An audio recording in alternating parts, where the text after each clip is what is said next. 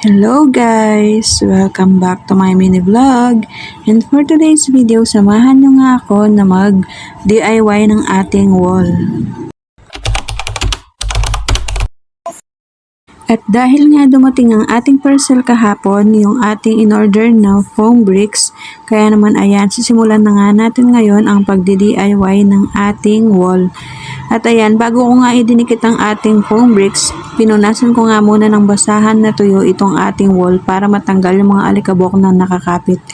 Dahil tabi nga tayo ng daan, kaya naman sobrang alikabok nga dito sa At dahil wala nga tayong hagdan, kaya umakyat na nga lang ako sa mga upuan na pinagpatong-patong para lang maabot natin itong ating wall. Dahil sobrang taas nga nito, kaya hirap nga ako. Sobrang ngalay nga yung aking braso at ang aking leeg, pero dahil gusto nga nating mapaganda itong ating bahay, kaya naman tiis muna para sa igagaganda ng ating bahay. Buti na nga lang ay walang pasok itong aking dalawang chikiting, kaya nakatulong nga sila sa akin sa pagdidikit nitong ating foam bricks. Buti na nga lang ay hindi ko na nga kailangan utusan itong aking mga chikiting dahil kusa nga silang tumutulong sa akin tuwing ako ay may gagawin dito sa aming bahay. Kahit bata pa nga lang sila ay naaasahan ko na nga sila dito sa mga gawaing bahay. Natuto nga silang gumawa ng gawaing bahay dahil lagi nga silang nanonood sa akin tuwing ako ay naglilinis, nagluluto, or kung ano man yung aking ginagawa. Dahil hindi naman nga sila lumalabas ng bahay, dito lang sila sa loob naglalaro, silang dalawa ng kanyang kuya.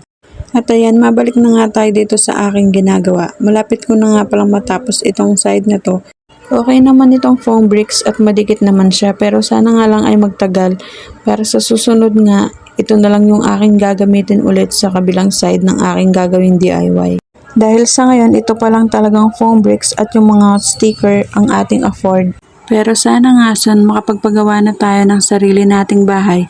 Kaya kahit walang gaanong nanonood sa ating mga mini vlogs, pagsisikapan at sisipagan ko pa rin ang paggawa ng mga content para may mai-upload. Sabi nga nila, lahat naman ay nag-uumpisa sa wala. Kaya samahan ng sipag at tiyaga, magkakaroon din tayo ng maraming views.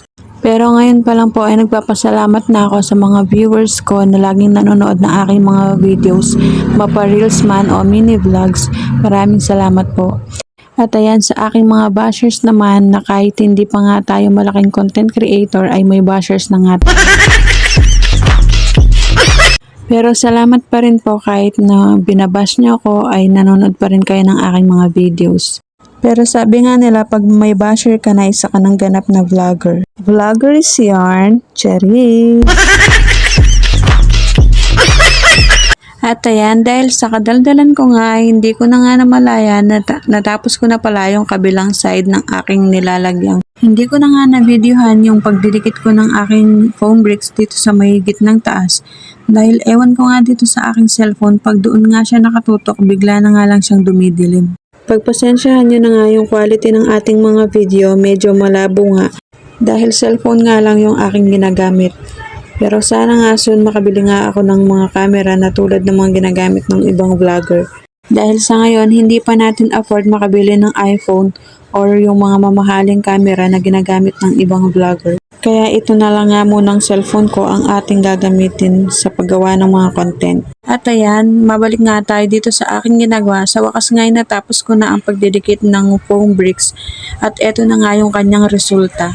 At ayan, hanggang dito na nga lang muna ang aking mini vlog.